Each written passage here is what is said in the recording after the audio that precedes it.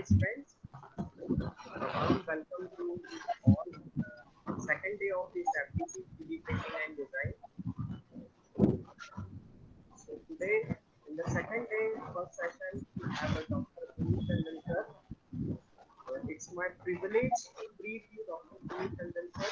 He is a joint professor of mechanical engineering design at PPM Institute of Information Technology, Design and Manufacturing, Jabalpur, India. Presently, he is serving as the head of mechanical engineering at the institute. He is the member of the D-Logic Lab and Social Innovation Lab. His primary research interests include EX technologies, including CAD, CAM, CAE, BioCAD, and human factors in CAD, innovative product design, and advanced manufacturing technologies, include hybrid, diless, additive, and smart manufacturing. The work of his research group in the field of innovative design and advanced manufacturing techniques are recognized at national and international levels. He graduated in mechanical engineering from the National Institute of Technology, Kurukshetra, India, and received a master and doctoral degree in mechanical engineering from the Indian Institute of Manoj, Technology, IIT Kanpur. there's a lot of messages coming that your voice is not audible.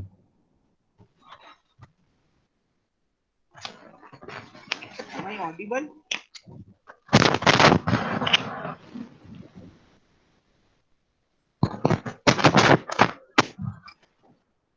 Am I audible now?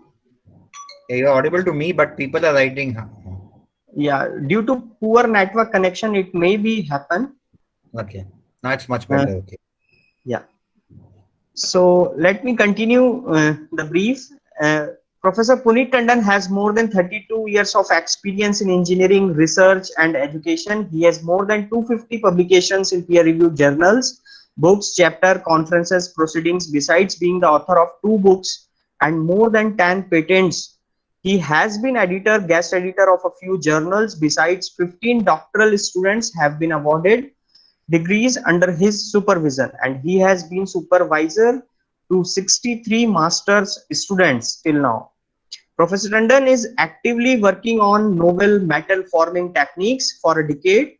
He has received grants from the Department of Heavy Industry and Ministry of Human Resources Development (MHRD) under the Imprint India scheme and Board of Research in Nuclear Science for pursuing translational research on incremental sheet forming and DST Sub and DST Advanced Manufacturing Technology on additive manufacturing.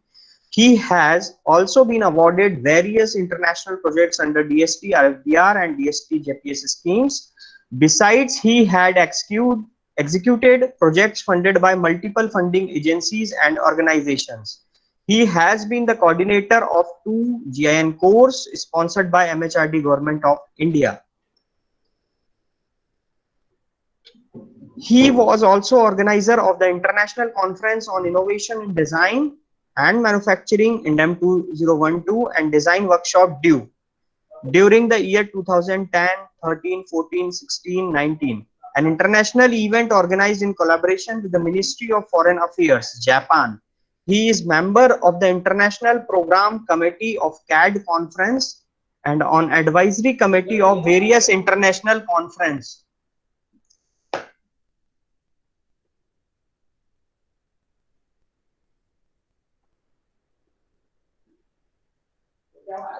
He has chaired numerous sessions in international and national conference of repute. He has also delivered a lot of keynote lectures, plenary address, and invite talks. He also participates actively in international academic organization. Professor Tandon has extensive administrative experience too, including that of the member Board of Governors MNIT Bhopal, Board of Governors PDPM IITDM Jabalpur, Dean Planning and Development, Dean Research, Sponsored Projects and Consultancy, Head Design Discipline and Chief Vigilance Officer, PDPM IITDM Jabalpur. Professor Tandon was the coordinator of the National Resource Center of Design established by MHRD Government of India. He was also President of the Institutional Innovation Council at IITDM Jabalpur, held under MHRD Innovation Cell, and Nodal Officer for International Affairs at IITDM Jabalpur. So we have such a good personality for the today's session. So I welcome Dr. Puneet Tandon sir, and over to you for start this session. Well, thank you, Mank, for very kindly introducing me to this audience. And good morning to all of you. Uh, I can see this is day two, first session, and there's a lot of ins and outs. People are coming, people are leaving. So anyway, I hope that I'll be able to retain your attention for next an hour and a half, and we'll try to understand some of the work which is being done in my laboratory. So let me share the screen and uh, just let me know. Okay, just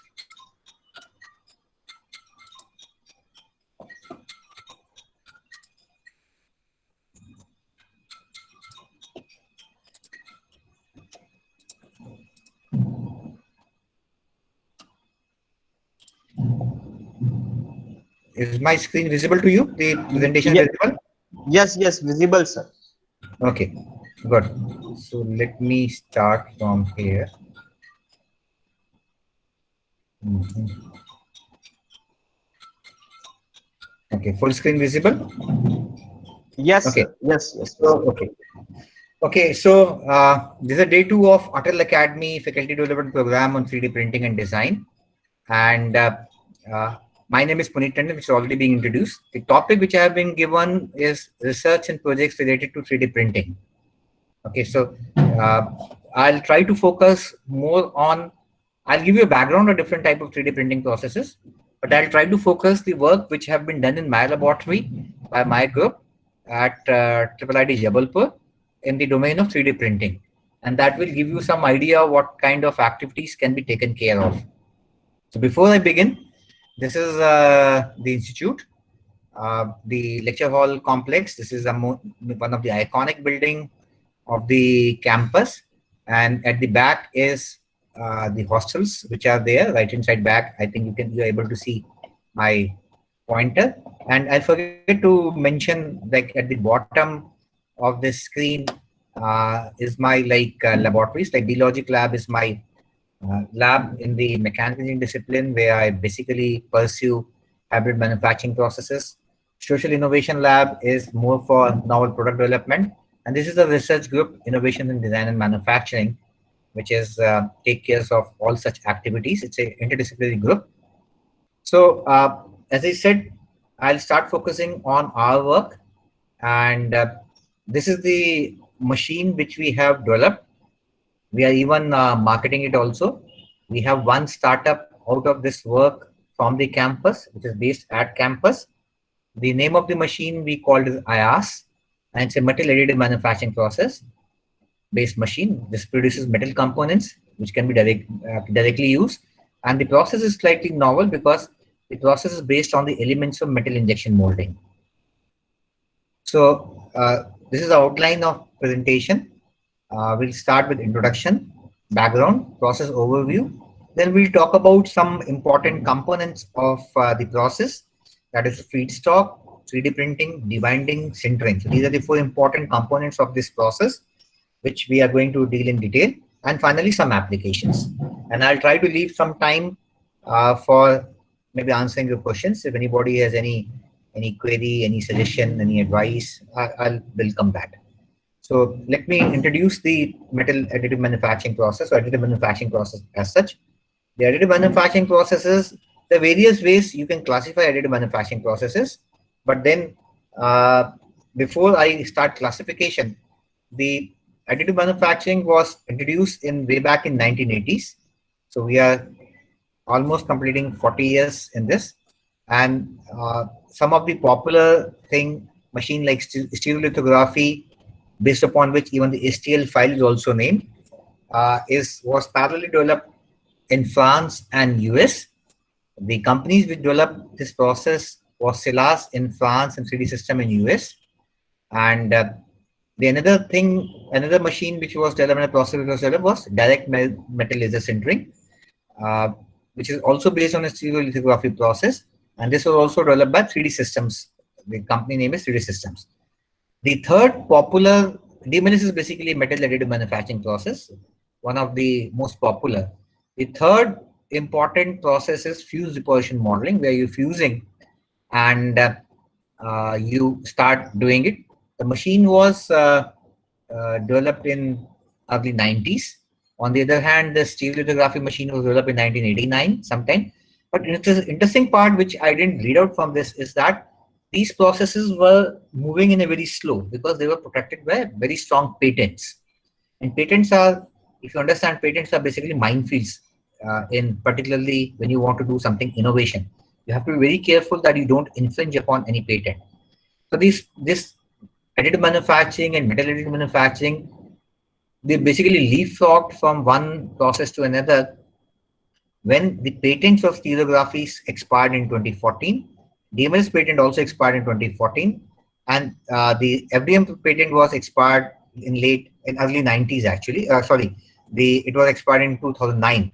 So basically, some progress took place post 2009, but major jump in additive manufacturing processes and the metal additive manufacturing process took place after 2014, when these patents, which are like dominating the entire market, they expired.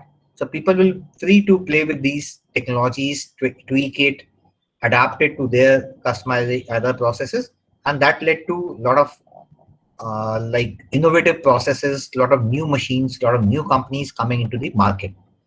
So this is a snapshot of the additive manufacturing processes. Like if you look at the first is you have to create a CAD-based model. This is a CAD-based model you can see on the system. Then we generate a STL5, and I just now told you that STL basically is an acronym for stereolithography. Although many people also take it as a standard triangulated language, which is also not incorrect, but original name is stereolithography. Then based upon this STL5, which is basically physical representation, we slice this model. This is slice layer. The slice information goes to a additive manufacturing system. Then we go for finishing of the end part, and this leads to a final product. Okay, so this final product, which is you can see at the bottom, is made by additive manufacturing processes. The additive manufacturing, I told you that there are various ways we can classify, but one very popularly acceptable process these days is these 7 processes, these different families of additive manufacturing technologies.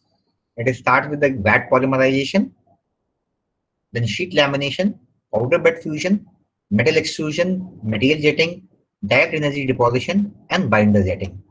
So I'll discuss very briefly all of these processes. Vat polymerization is basically your SLA type of process. Sheet lamination is long process. DMLS represent powder bed fusion. Metal extrusion is basically FDM type of process. 3D printers are material jetting process, and direct energy and deposit binder jetting processes are basically mainly used for the small printers technologies. Let us see one by one these processes.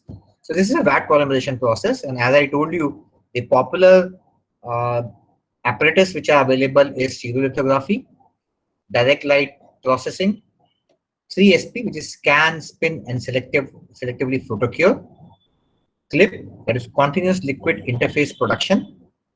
And this is like a process. Basically, this is normally used to manufacture resins, polymers, and the speed of printing is very fast in this case. And we are also capable of making very intricate part by this particular process. Like for example, if you look this, these are the honeycomb structures which are being made by this particular process. The next is sheet lamination. Sheet lamination is you can see this particular process that you have. This is a very low cost printing process. Here you have a like 2 rollers, and sheet rolls from from this side to this side. It is continuously rolling, and then the sheet is on the tabletop actually.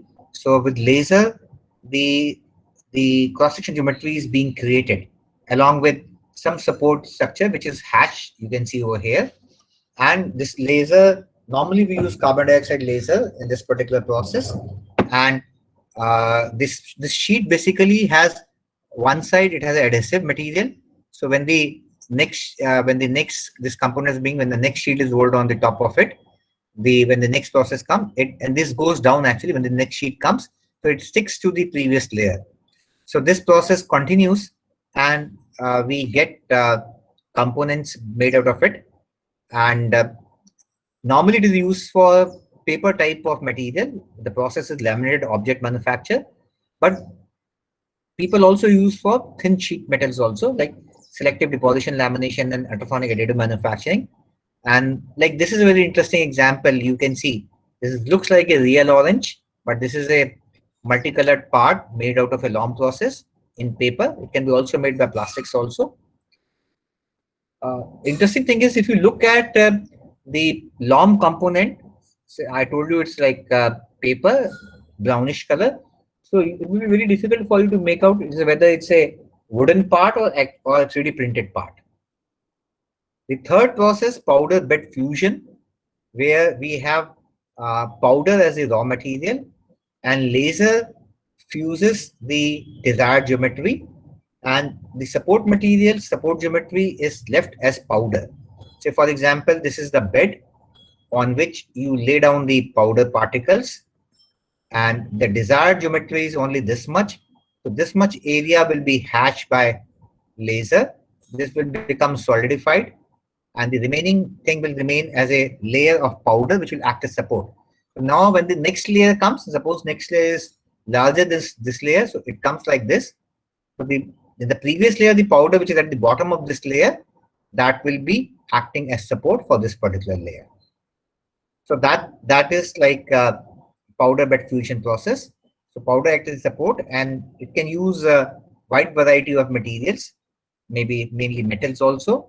The processes, important processes in this case are selective laser sintering, direct metal laser sintering, selective laser melting, electron beam melting, selective heat sintering, multi-jet fusion. So you can see like in 3 cases, we are using laser as heat source, but we can also use electron beam as a heat source. We can also use heating as a heat source, and like multi-jet for different fusion processes. The fourth is material extrusion, and this is like based upon the Stratasys FDM process. The material is extruded through the nozzle in a paste form.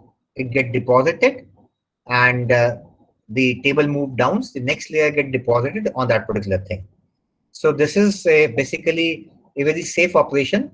It's a tabletop operation that you can keep the machine next to your table. You don't need any special environment or any other thing. And it is normally used for low cost printing. Okay, so the 2 important processes are fuse filament fabrication and fuse deposition modeling. Additive manufacturing, the next process is material jetting. So here a jet of material is being extruded, and again it can be used for printing of multiple materials. So this is a very accurate process, and the popular methods are polyjet, through-jet, smooth curvatures printing, multi-jet modeling.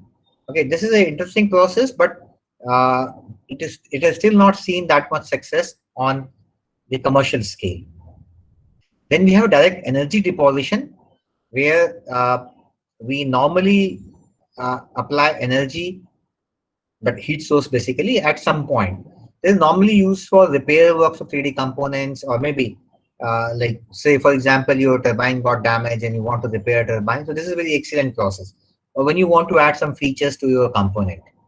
So it can like have multi-axis printing facility also. The processes in this category are laser engineered net shaping, it is lens process, EBAM, electron beam additive manufacturing process, laser metal deposition process, and direct metal deposition process. Then we have binder jetting. Here the polymer, which basically acts as a binder, which is going to bind, is thrown on the powder particles of different materials, and binder joins the powder particles to make 3D components. So binder jetting, one of the popular machine is a 3D printer or 3D printing process. X1 and voxel jet are 2 other proper techniques. So as I told you, it is normally used to bind powders. So powders can be of different colors. So we can go for high color printing, and this can lead to like high productivity, this provides the process at a very fast rate.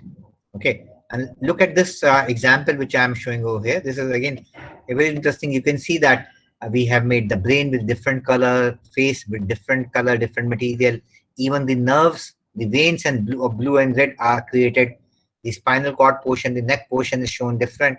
So this is like very good technology, but normally because it is used to create components which are not in very good strength. So these are normally used for form or maybe demonstration purposes rather than the functional parts.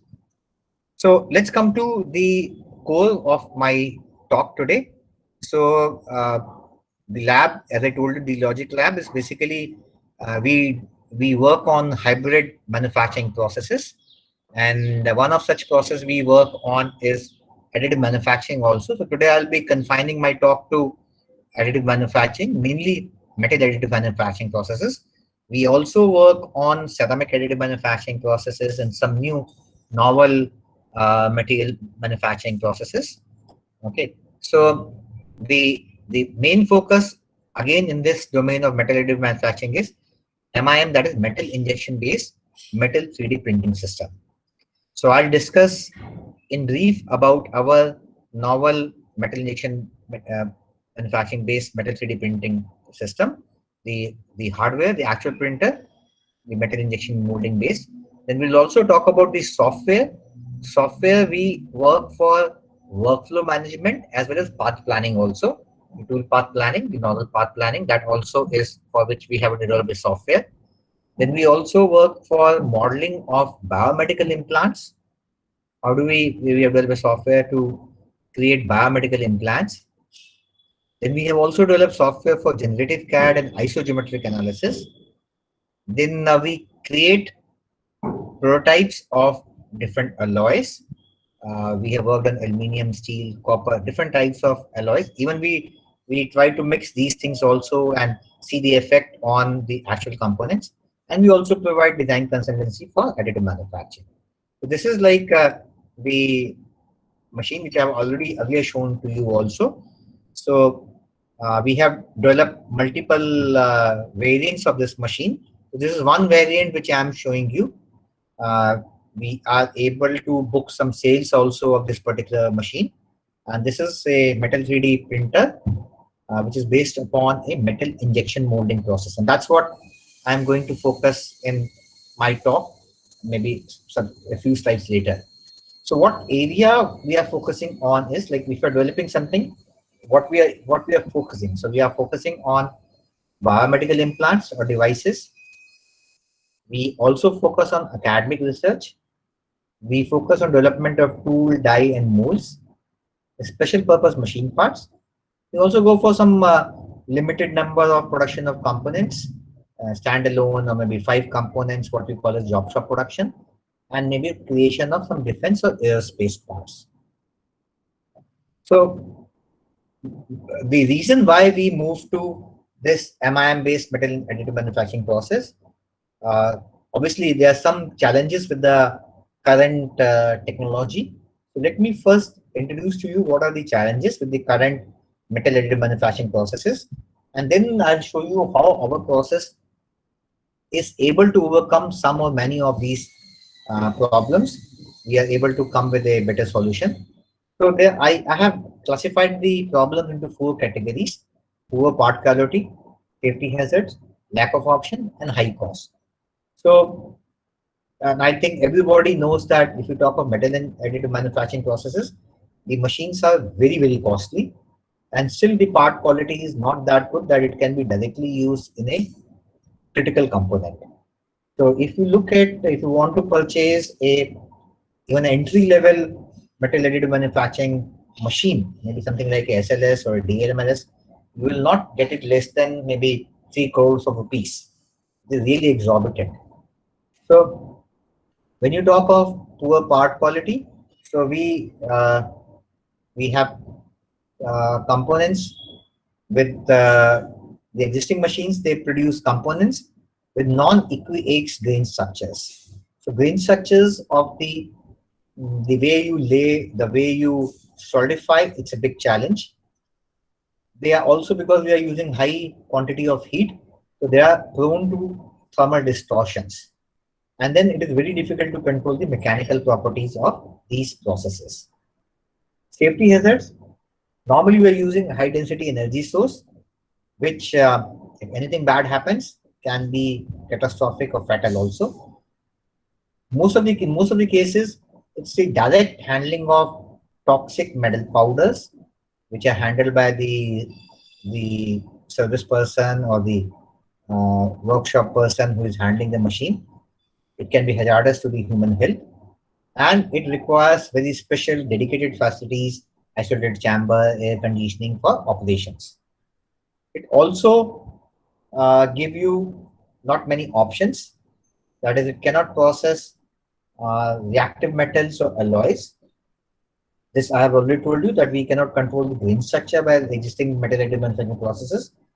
And normally it is limited to only those materials which are what we call weldable. So any material which we cannot weld, like for example aluminum, cannot be made by metal additive manufacturing process. Cost is very high. Not only the equipment cost is high, but even the manpower cost is high, because the skilled technical manpower, being a very dedicated operation, he or she will be very costly manpower. Then there's a high cost of feed material also. Now, if you look at the MIM-based metal 3D printing process, we start with the MIM feedstock. We have printing of green parts that based upon the feedstock, first we generate, and this is like, just differentiate with the other processes. So before we go for the actual metal part, we create a green part and we create a brown part. I'll tell you the difference between the green part and the brown part, but broadly you can understand the green part is has very low strength. It is like sort of fragile also. Brown part is uh, much better in appearance, in the shape, but it still doesn't have proper strength, proper mechanical characteristics, so which we get in the actual metal part. So we start with the MIM feedstock, we print a green part, then we debind the green part. So binders are removed so that only metal, because binders being polymer, they are not only like they lead to softness or fragility, but then they also have different properties in comparison to metal powder, what we are talking about. So once you debind the green parts in a debinder, we get brown parts. The brown parts are sintered in ovens so that they compress, the density improves, and we get metal powder, metal part actually. And this, as I told you, I'll be explaining in my subsequent slides also, focusing one by one on these things. So what is the solution? How we say that what we are producing will take away some of these challenges. So again, in the same four ranges, so good part quality, because we can produce component by this technology which have EQAX grain structures. The thermal distortions are almost zero, and we can also get tailor-made grain structures. So I can tweak the grain structures and get desired, not only desired properties, but even what I should say, even the heterogeneity also, like functionally related materials also. Since in terms of better safety, since we are not using any high density energy source, so it's safe. There's no manual handling of toxic metal powders, and the process can be used in any office or lab also. So I can keep it in my office and get the process being done. A large range of options. It can process reactive metals and alloys, can process weldable or non-weldable alloys. So both like, we can, with this particular process, we can even handle the reactive metals or reactive alloys also. And we can not only process weldable alloys, but even non-weldable alloys also. Affordable cost, since we do not require highly skilled power, even a person unskilled, like somebody like me or any student, can also work on this. So it is very convenient, no high cost.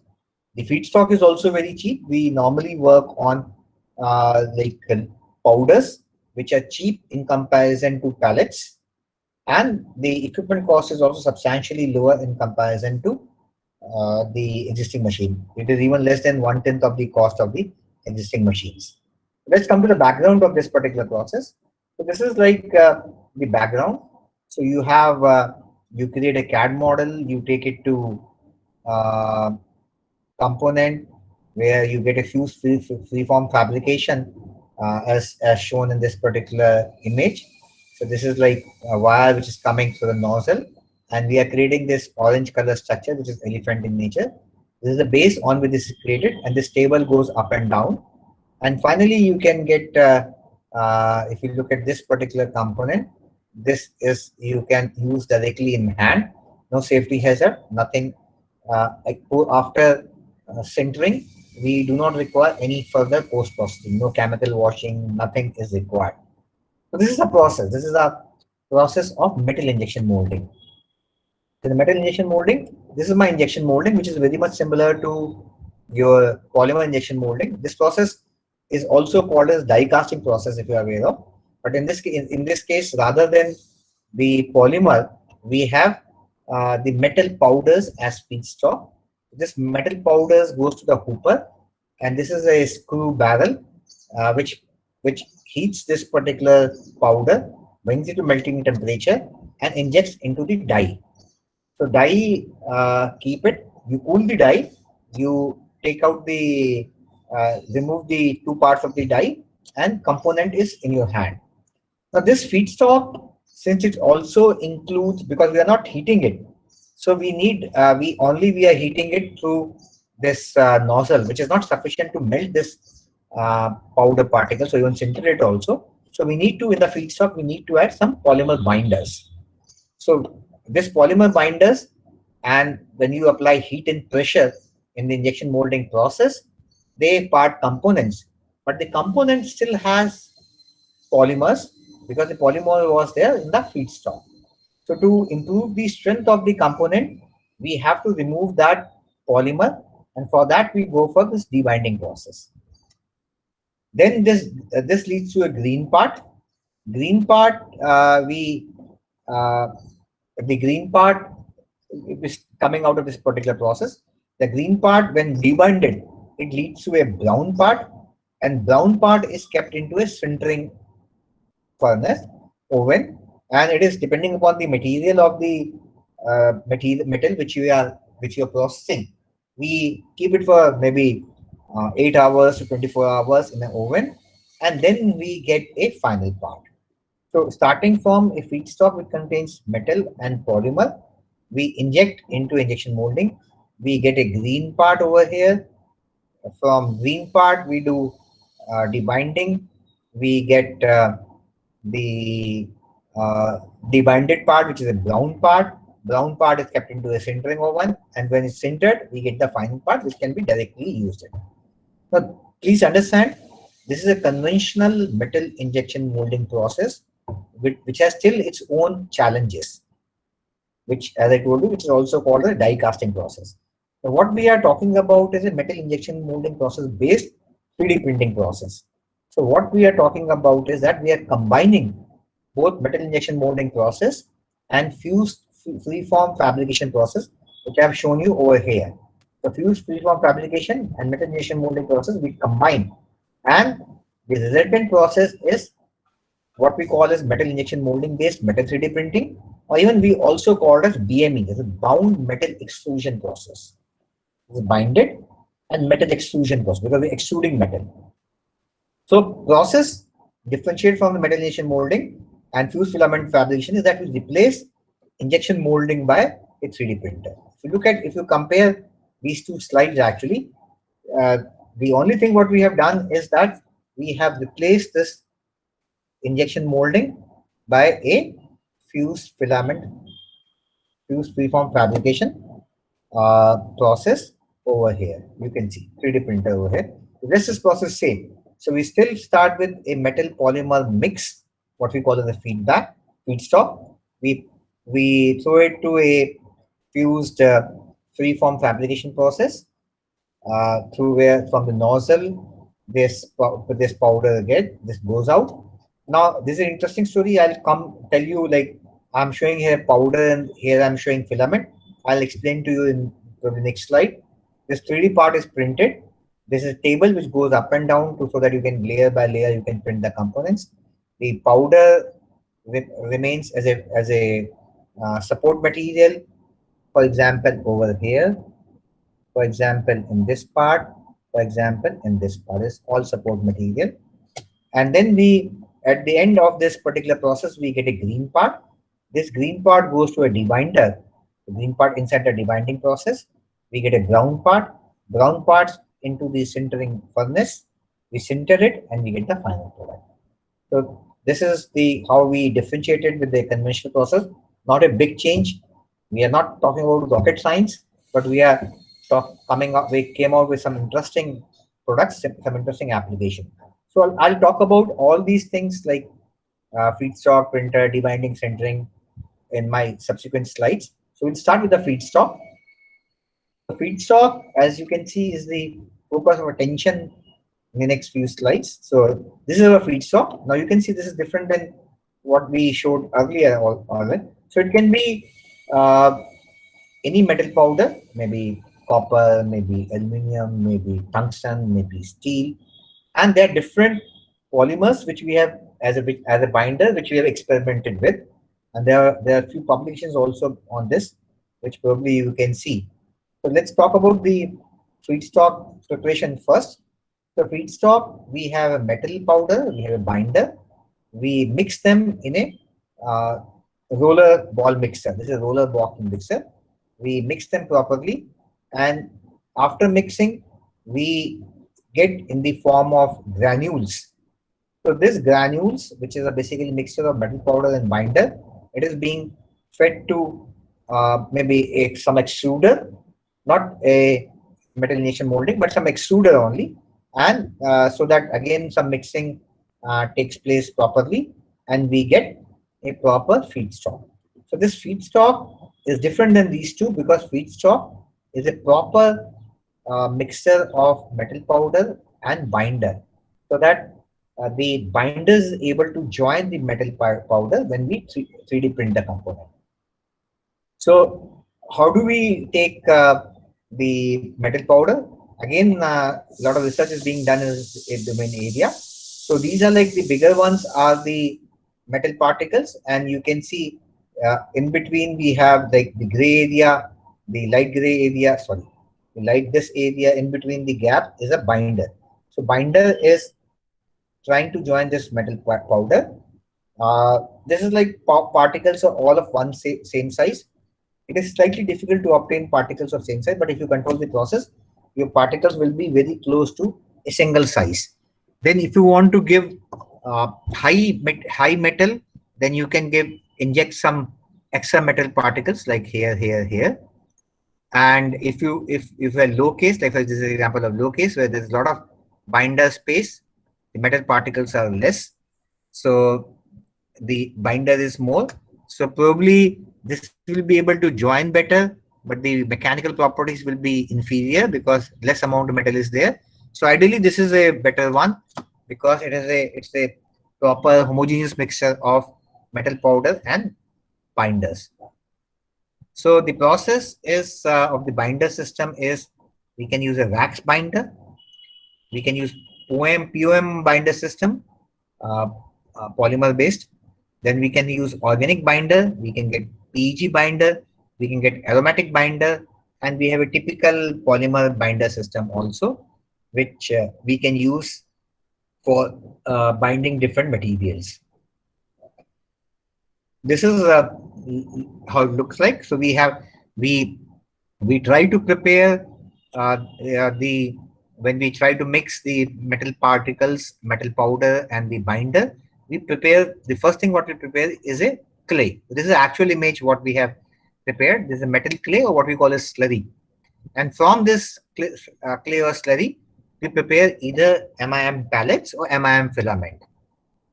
Pellets are cheaper in comparison to filament, but filaments can be controlled better in comparison to pellets. But either one of them can be used in the 3D binding process. But the one example which I have shown to you was using only filament. So if we have to use that particular architecture of the machine, we have to convert the clay to pallet, from pallet to using that extruder system into filaments. So once the filaments are ready, then we go for 3D printing process. So 3D printing is the second area of attention, where we use a extruder based printer to eject the filaments at a hot heated environment, and that gets deposited. So this is like the feedstock is the input, either in the form of a pellets or in the form of a wire. So this input, which is like when we feedstock, proper feedstock. Now remember, this is not individual metal powder or binder, but this is a proper raw material. So, but before coming to what we do, let's understand what are the challenges of printing with metal injection molding feedstock. As you can see, like these feedstock are very brittle to be processed, and since we are mixing clay to form clay of metal particles and binder powder, so the homogeneous mixture is very difficult to obtain. So it leads to variable density, and that it also leads to non-uniform flow of particles also. So metal powders, if you look at metal powders, they're basically abrasive. What we use even in watch machining also. So since these are like abrasive, so they normally erode the nozzle, this nozzle, the extruder nozzle. So the life of nozzle becomes one challenge, and even other extruder parts are eroded. Then it also requires preheating of feedstock, and even in this extruder also we have multiple heating zones. We normally have to attach band heaters on this extruder so that the temperature of this feedstock, which is metal clay, doesn't go down, otherwise it will solidify and jam the entire uh, extruder system. And then it also requires shrinkage control. It requires shrinkage control. Then this is the process, which is fused metal matrix deposition. We call it FM2D process, which is fused metal matrix deposition process. And IAS is, as I've been telling you, one output of that particular process, fused metal matrix deposition process. So coming to 3D printing, it's an interesting thing which we have developed. So it is based upon fused metal matrix deposition process. So it delivers you green part, which I have shown you also, from a lot of variety of feedstock. So we have experimented with multiple types of feedstocks, multiple types of metal powders, and we have also worked on different types of binder systems also uh, with this thing, except for aromatic binder system, which we have not used. Another interesting thing which you can see from the panel of this machine also, this entire machine is IoT enabled. So I can control the entire machine from my mobile phone. I can even diagnose the state of art, or if something goes wrong, what is the fault which has occurred through this particular process. So we have a artificial intelligence controller for this particular control. So we can control the process. Anything goes, the process goes wrong, we can stop, we can take corrective action, and we can start from that point only. It uses, rather than 1, 2 metal injection molding extruders. It is not very much clear from the image. Let me try to erase this marker. It's not being erased, but it's not very much clear. But if you can see, so there are 2 extruders inside, and this is like simply a office desktop type of machine, which you can use even like you're working, you're writing something, and the next point you have the same we have done. We have kept in our laboratory next to my table the 3D printed metal parts are being printed, and I can keep on working. No harms, nothing goes bad. So this is like green part, which is printed out of the 3D printing process. You can see that this contains a lot of polymer material in terms of percentage. So it is like slightly fragile. You have to handle it with care, and even the density and strength are not as per the required. So the output of a 3D printing process is this part. So this is like a gear which we have manufactured, and you can see this, even this in color also, this appears to be green, but it's not necessary, depends upon the metal which you're using, whether it will be green or non-green. Then we have to convert now the green part to brown part. And for that, we go for debinding process, where we have to remove the binder material, the binding material. So this is the third phase where of a BME process, where we have to convert green part into a brown part by debinding process, by removing the binder material. So the input is a green part, and this green part goes to any one of these four debinding processes. Like it can be solution based debinding process, it can be catalytic debinding process, it can be aromatic debinding process, it can be thermal debinding process. Now, just for your knowledge, catalytic debinding process is probably the best out of these four processes, but then it is extensively costly process, and there are not many catalytic debinder machines are available in the country or even across the world also. So what we do is that let's try to understand the basis process mechanism. So what we wanted is that we want to dissolve the binders. So we have to diffuse the solvent, and the binder, which is the backbone of the component, if you diffuse it, if you take it out from here, then you can look either from the left image, or you can look from the right image. The green part, in this case in the left image, which is basically binder, that comes out of the powder particle, and it is leading to some porosity into the material. Because the binder is being removed, that space will not be filled by anything, it will be left as a pore. So it can be on the surface, where it can be called open pore, so the surface will look like this, or it can be inside, and the porosity will be there. So this is example what we are doing. So we have put a green part, and then in a heated reservoir, the solvent is fed over there, and after immersing the 3D green part in a dissolution tank, the solvent is recycled back to the heated reservoir, and the cyclic process continues, and the components are debinded.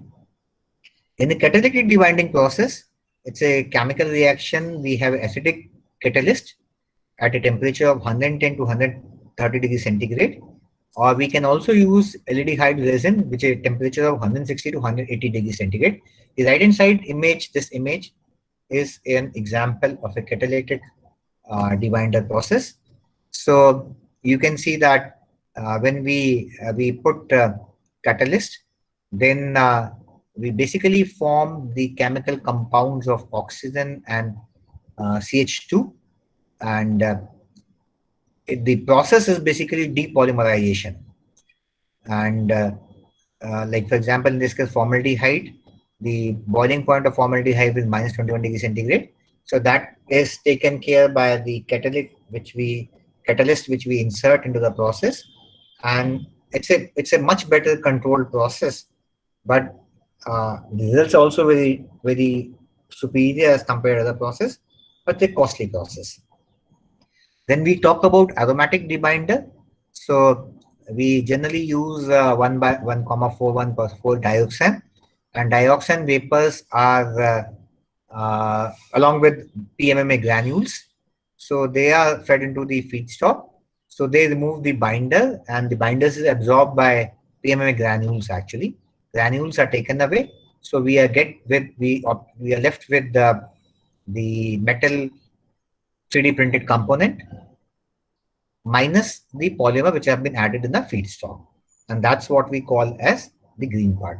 The last one is a thermal debinding process, where we put the component in a furnace, and you can see over here in the left hand side image, the blue part is binder, which gets evaporated. The vapors come out of the surface, in this case from the surface, and obviously it also leads to porosity. So this is one challenge. So if you basically compare the green part are fragile because, and even the brown parts are fragile because they have the green parts are fragile because they have not obtained the strength. The brown parts are fragile because the polymers are removed, so they have a lot of porosity into it. So what we get after this debinding process is a brown part.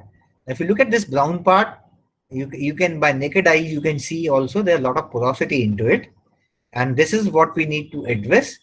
And so the output of the debinding process is this brown part, this gear which is made, this is actually image of the gear. And this brown part, basically we have to remove this porosity so that the mechanical strength of the component is good. And for that we go for sintering process. So this is the fourth stage, this one, where we're talking about sintering, where we keep it in the furnace and we sinter it for some time so that the density improves. There is shrinkage of material, and because of shrinkage of material, the density improves basically. So input is a brown part for the sintering process. And you know the sintering process. The sintering process is basically a process where the outer layer of the particles, it is liquefied, it is slightly melted. So when we have two different particles and the outer layer of both of them is slightly melted, and we apply pressure, so they have a common pool, and when we leave them to solidify, so this is a parent material. So parent material is we are not melting the entire particle but only the outer layer, and when we apply pressure, it takes this particular form. Okay, so you have powder metal particles, the porosity, and when you fuse them, you can see the porosity has gone down. But if you look from this image, if you look at 2D image, the size of this is more as compared to size of this. Okay, and but there is no porosity, so strength is much better in this case. So what is the sintering process? We have a loose powder. We have, this is the initial stage. Then when sintering process start, so you can see a lot of porosity is evaporating. So intermediate stage and final stage. So now we are not guaranteeing that there will not be any porosity in the final component. It depends upon the sintering process and the metal powder also. So it may have almost zero porosity, or it may have some porosity. So that's why in the final image I have left with a sample where there are some porosity. Another interesting thing which you might have observed is that we started with a perfect round or spherical ball type of powders, and when they are sintering when they join, like for example, this has become flat, and when we apply the further heat and further condensation takes place, you can see that this is further joining, and finally these are like the shape. You cannot make out if you look this image that this was a circular component. This is like a graph between the sintering time and sintering temperature. So we sinter it in the range of 1300 to 1760. So heating rate is 40 degrees centigrade per minute. So this is region 1, where the neck growth for 280 minutes and relative density is 63%. Then region 2, where neck growth is again for 218, this is 218 minutes. So the relative density is 75. And then when you again heat it at a rate of 40 degrees centigrade per minute, and you go to the highest temperature holding for 13 hours, you can find out that the density is far superior than this particular case. So we have to heat it at the highest temperature. We have to leave it for differential timing for the last time, or differential based upon what particular metal you are using. So the cycles will be different based upon different metals. So this is like a conventional sintering process where diffusion of particles take place. So you have the outside is all, this is a furnace, outside is all insulation, and this heat is being given. The heating element release the heat to the sample, and on this image is basically the brown part with a lot of porosity, and it leads to diffusion of particles, and the porosity between these two particles is gone, and we are able to get one solid part. The second type of sintering process is you have a microwave port, so you release microwave energy. Unfortunately, you cannot use a conventional microwave because it will release sparks because of the metal powder being into. So it's a special microwave furnace. So even in this case, you release the microwave energy. And the interesting thing is that you're able to cut down your time significantly by 124. So from 24 hours to 1 hour, you're able to do it. Another very interesting thing which we have done, uh, I have not included the image in this particular presentation, that we have also used the ultrasonic energy for sintering process. So we shake or vibrate the brown part along with the furnace or microwave oven, and we could find that this has further reduced the time for sintering and improved the quality of printing. So this is like different types of furnaces. The left one is the tabletop vacuum inert gas furnace. The right side is industrial vacuum furnace. And unfortunately, we don't have access to a vacuum furnace or inert gas furnace in our laboratory. So we are working with the muffle furnace. So this is the image of our muffle furnace, what we are using for our applications, for the sintering applications over here. So the salient points of sintering is that this is like you can see from this also, each furnace is different. And because of this, and not only this, but because of the parent material also, the the behavior of different units of even the same model may also differ. So what is important to understand is that before you start the sintering process, you have to do the calibration of the furnace. And the sintering cycles must be properly automated. Okay, so that's what we have done it. We have able to do it properly. The the sintering process, what we are doing is maximum temperature is 1500 degrees centigrade. The heating elements, what we use is a molybdenum DC side.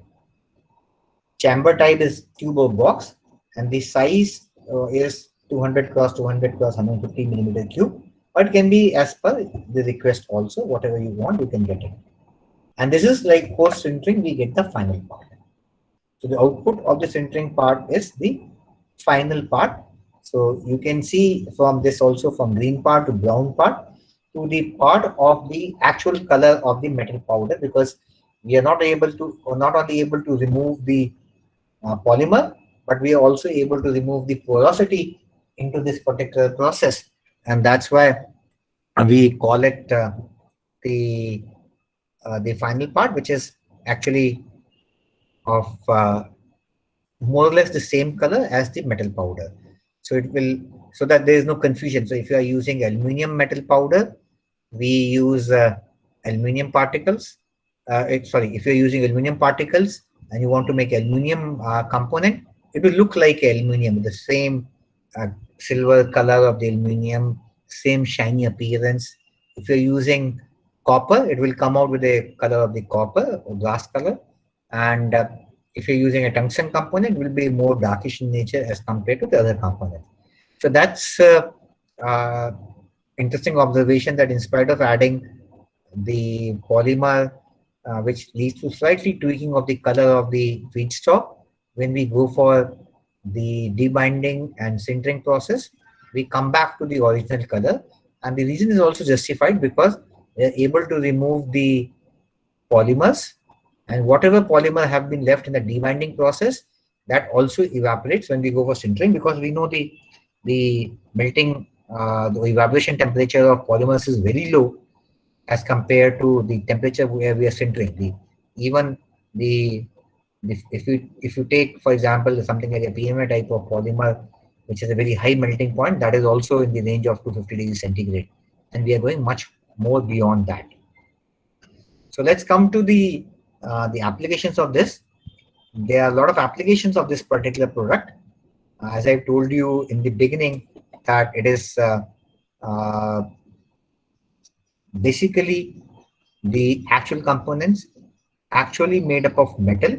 So the objective of this entire exercise was not uh, the demonstration purpose, but the actual usage. So that means the application is very important in this case.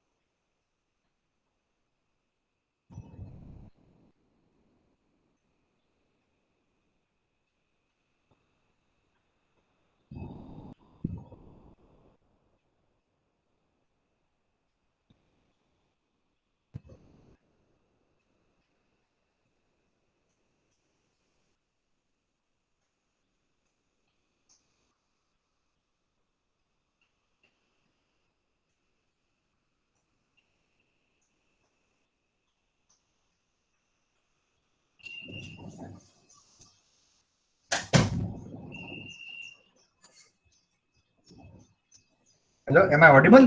Hello? Hello? Hello? Yes, Yes, sir, sir. you Yes. are audible. There's You some are issue. audible. Okay, so we are talking Audible, about sir, audible. applications. Applications are mainly the real life applications. So I'll be presenting those applications which we have tested and we have used also. So the key applications can be in the domain of biomedical devices, and that's a very interesting part because with this particular device we can make customized implant, customized. There's some noise coming at the background. Can you please close your mics? Okay, so we have done lot of work in creating some biomedical devices. Even we are also working on making we are using this particular by making magnesium based components. Magnesium, if you have any idea, others I can tell you that magnesium mechanical properties are very much close to the actual bone actually. So when you have a somebody has a injury and you want to, like for example, you want to put an implant or you want to put replace some bone of a person, ideally magnesium can be a very good substitute. But the problem with magnesium is its oxidation. So that we are controlling, and we are able to generate magnesium based component which can be used. We also have done a lot of work on with research at universities and research institute. So we have shared this machine design with some of our collaborators at Russia also, and uh, they also find it very interesting. Interestingly, they have given us an order of 20 machines also, but unfortunately, uh, they gave the order in March, and then since then this COVID thing hit the entire world. So we are not able to deliver to them. They're also not able to test it also. When making tools, dies, and molds, direct, particularly when you're using limited time component, like for example, you have limited batch size, you want to make 50 components or 100 components, then using that, these dies or molds can be very interesting to be printed by 3D printers. And metal injection molding is one good case where because we are able to get the metal 3D printers. Then we also use the machine for making some components of special purpose machines. Even the entire, not big but small size machines also, entire machine can be 3D fabricated. Not in one shot, but many components, and the components can be assembled to make it. We also have MSMEs which are involved in job shop production, and we cater to their needs also. Defense and aerospace is one very good application, and researchers across the world, we have not tested this straight away, although we are in discussion with Boeing. But some of the researchers are able to make components not directly with this particular process, but a similar process, and that shows the area of applicability where a 3D component can be directly fitted into aircraft. Again, as I said, not by this MIM based FM2D process, but other processes which and they are able to directly fit into the aircraft, such components, and it is used. Jewelry and artifacts is anyway interesting because you do not have much functional requirements except that it should not fall apart. So jewelry and artifacts are being very conveniently manufactured by this. So these are like some of the applications. You can see at the top we have dies and mold. The left hand side you can see this is a 3D printed die and mold. This is a component which is further finished for making a special purpose machine component. This the left hand side, it is an artifact which is being made out of this particular process. And again, some of the components made by 3D printing process, metal 3D printing process. You can see there are multiple components which you can see on the left hand side image and the right hand side image, and they are all basically none of them are machined or near net shape manufacturing or metal form. They're all 3D printed components, and these are like some jewelry items. Okay, the ring on the right bottom, again 3D printed. This earring special design. Now, if you get it, it is a cumbersome process. and it requires the skills of a goldsmith or a person, because machines generation, if you make, then you have machine has to be very, very special purpose machine. But if it's 3D printed component, we can make these types of components by this particular process also. Okay. So the salient points of this applications are there are no print memory, so it is not hampered by like what have been taken in the back. So no distortions from the CAD model and the process which you tool path which you give, because there is no print memory. It will exactly produce what you wanted near. You're also able to generate mirror finish. That's a very, very important thing and very positive development, because with mirror finish you can get component which can go through the what should I say? It can be used for many high-end application. Maybe for example, defense, aerospace, even missiles. Then ultimate tensile strength of the center part is 20% less than that of wrought iron. So not much less, not much different. Although it's less, but then it can be used for all those applications where we require slightly less strength than the casted components. And you can look at the problem with the casting process, which is avoided in this case. So parts may require, based upon it, we can say that parts may require further heat treatment and surface hardening. So depending upon what component you're making, even after sintering also, we need to go for some heat treatment and surface hardening processes also. And if you want, because like if you look at, I can show you this image, I think that will help. If you look at this, the surface finish is not very excellent in this case.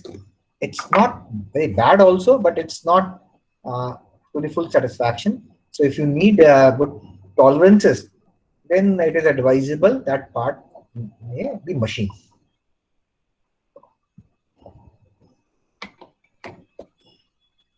So that's all from my side, and I'll thank you for patiently listening to me, and I'm open to any question. That's what I said, that I'll try to leave some time for discussion so that I can understand there can be many open-ended questions.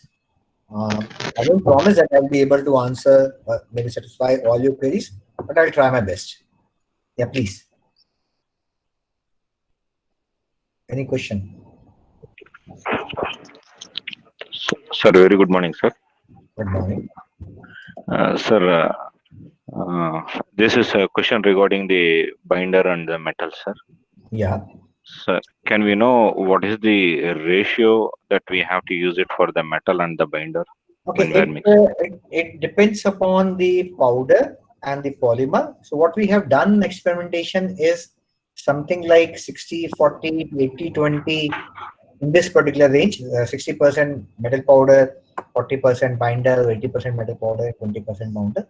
So we have done the experimentation, and we have been able to optimize the things also. Unfortunately, I don't have a data right now on the slide, but it is close to, you can say, 80-20, you can say. Okay. Sir, what will be the effect of the... If a polymer quantity is high, then ultimately after debinding, it will lead to a lot of porosity. Yes, So even if that's the porosity is very high, even you do sintering also, there will be a lot of volumetric shrinkage also, and still it will not be as expected. And that's the next question what I was asking, sir. So when there is an effect on density, then is there any limit that for binder that which not crossed beyond this limit or something like that?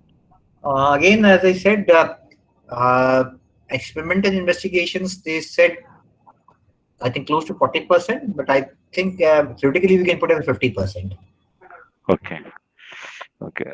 Then when to get the homogeneous mixture of the metal and binder, apart from the ball milling, do we have any other equipments to be used for this?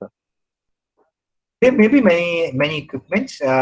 Only thing is that we have to ensure that the mixing should be proper. But what we have used a ball milling process. Okay, sir. Then after mixing it in the ball milling, what type of test that we have to carry out to find that the mixture is homogeneous? Basically, homogeneity test you have to perform to see that there is no segregation or separation of the polymer and the metal powders. So it should appear like one cohesive mass of block. Okay, sir, is there any procedure? That's why I said that we also use it. We also pass it once again through a extruder also, so that it's slightly compressed also. So even if something is being left out after post ball milling, then through the extruder it can take care of that. Sir, is there any material which is stating the procedure for this homogeneous test? Please come again and catch your question. Is there any study material which is available how to conduct this homogeneous test? Yeah, there are. Yes, search it on the internet. You will find a lot of literature available. Okay, sir. Then the next part is regarding the debinding, sir. Because debinding, is it depend the method of debinding? Does it depend upon the type of binders that we use, or is it independent of that binders? The method of debinding is independent of the polymer, the binder which you use. But then the obviously efficiency will depend upon what binder we are using. But efficiency is also the variation in efficiency is also almost negligible. So the processes are independent of type of binders. We can say safely. Sir, and you have given a lot of applications, sir. Can we use only one single type of machine for all the applications if the size of the component is same for Yes, different, let me say, aerospace application? Yes, why not? Or because single machine? Printing, it will all depend upon the CAD model which you are making. So if you are capable of making a CAD model of the component which you want to print, you can get all the components for a single 3D printer. Oh, okay. Okay, sir. Thank you, sir. Thank you very much. My pleasure. I request to all the participants, if you want to ask the questions, you can also ask in chat box.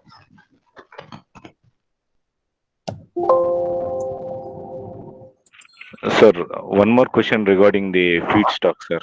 Yeah. Sir, you have said that we can use both the pellets and the wire form of Yes. feedstock.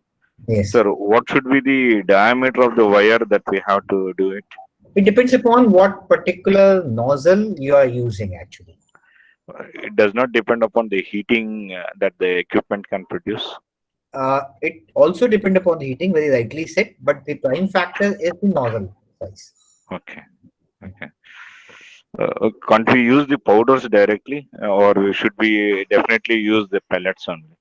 No, powder directly, then it will be like the binders will not be mixed properly. So you will have a very heterogeneous type of component. The mechanical properties will be highly varying, and it will not be a suitable component actually.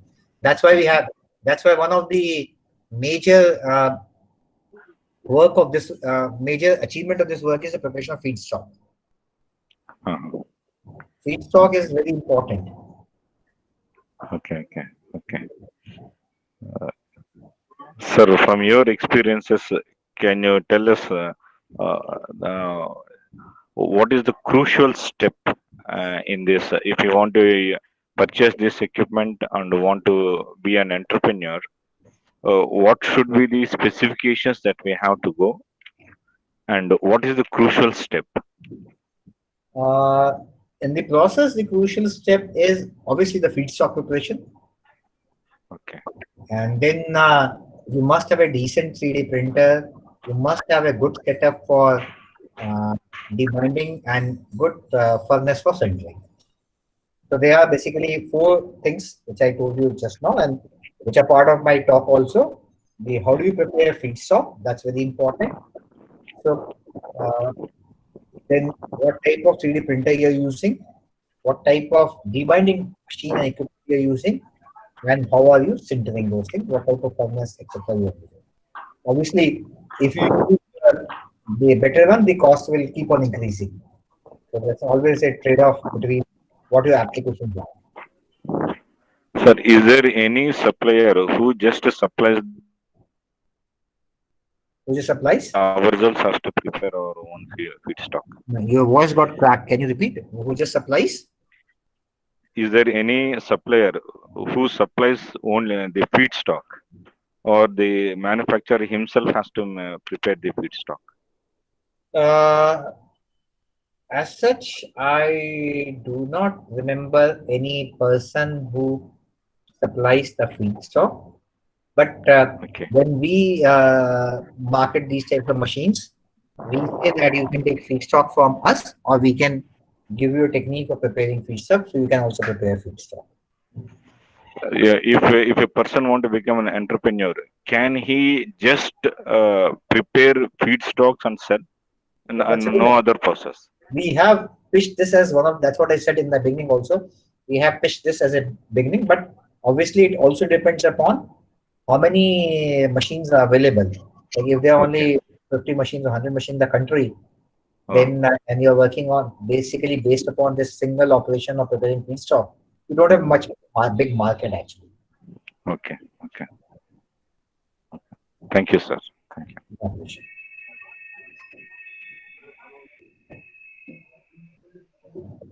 Any further question?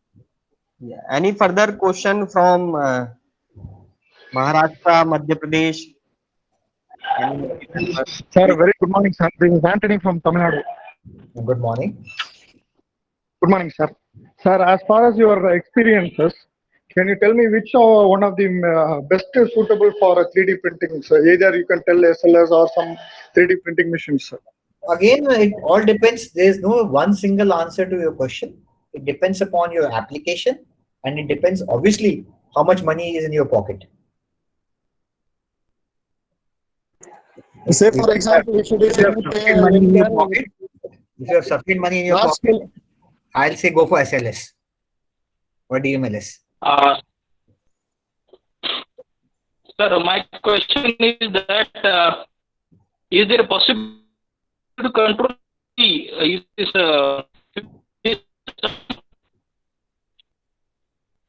Hello? I'm sorry, your voice got cracked. Can you please repeat your question once again? Sir, can you control porosity? Suppose metal part is there, and obviously, if you are using this powder and would like to have we can control porosity, but it's not fully controllable. We can control porosity by having a optimized mixture of metal powders and binder based upon what metal powder and what binder you're using. And then it also depends upon a good sintering process. So obviously, if you go for a larger time period, suppose you do sinter for maybe 2 days or 4 days or 7 days, the porosity will definitely be less. The metal part will be solid, but then it is taking substantial time. So again, the entire industry is a trade-off actually. So you have to do a trade-off between what porosity you are looking for and what strength you are looking for and what time you have available actually. I mean to say, is there any predictable microchannel we can produce by this method? Your voice, there's a lot of noise in your voice. I'm not able to understand what you're saying. Can you please repeat your question? Okay, sorry. Means can we have predictable microchannel fabrication by this method? Yes, why not? Yes. You can fabricate microchannels out of it.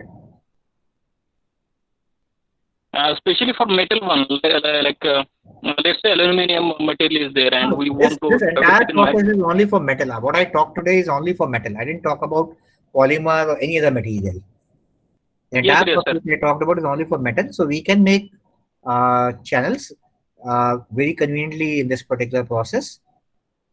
But basically, problem will be there in boiling phenomena will be there. I mean, so that's all clubbed together, and your microstructure will be getting disturbed. How to control boiling phenomena? Yeah, but then we are making the microchannels of metal, so we have to use a metal powder which have a melting point or temperature way beyond the boiling phenomena. What I apprehend more severe is you have to design your component such a way so that in sintering process the channels are not distorted. So this is a very interesting point which you have raised actually, and this reminded me, I forgot to tell you. since and nobody's asked me also. So when I say when we do go for centering, there's a volumetric shrinkage. So that means suppose you Okay. wanted a 10 cross 10 size component and you're getting a 9 cross 9, it will become futile actually. So what we do is that we have to do a backtracking of the entire thing also, finding out what is the volumetric shrinkage. Our CAD model is slightly larger in that size, so that post volumetric shrinkage you get the desired size of the component.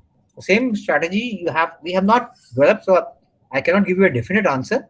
But based upon my knowledge and my experience, you have to control the most severe problem will be you have to control the warping or shrinkage of the macro channels if you are making not only by this process but any other metal additive manufacturing process. Yes, sir. Thank you very much, sir. Excellent explanation. Thank you very much, sir.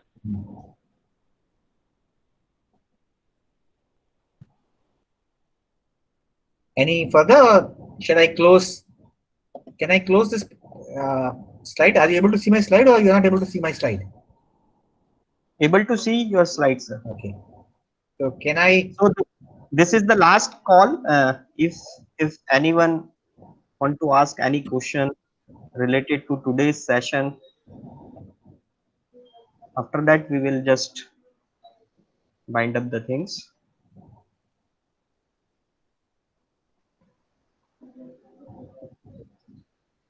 No question, sir. I think you have cleared all the questions and queries related to metal printing and research and projects you have done. I would like to vote of thanks to you, sir. You have covered this brief idea about the different methods for metal printing and the projects you have done in Triple ITDM Jabalpur, and also you have covered debinding process, sintering process, applications, and also solve queries of participant related to porosity and being an entrepreneur, that what are the challenges you have faced. Thank you so much, sir, for your nice and wonderful session, sir. It's my pleasure. Thank you very much. Thank you very much. So can Thank I leave this meeting? yes, sure, sir. Okay. Thank you very much. Thank you for giving me the opportunity to interact with all of you. Have a nice time and have a nice future session. It is very useful FDP which these people have organized. And all the best to you and Professor Jan for organizing this FDP. Thank you. Yeah, it's our pleasure to be with you, sir. Thank you, sir. Thank you.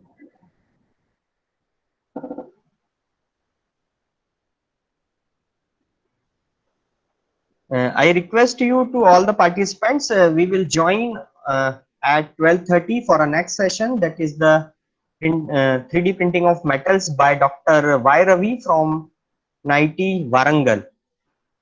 So you can leave and you can join with the same link by 12:30 for the next session.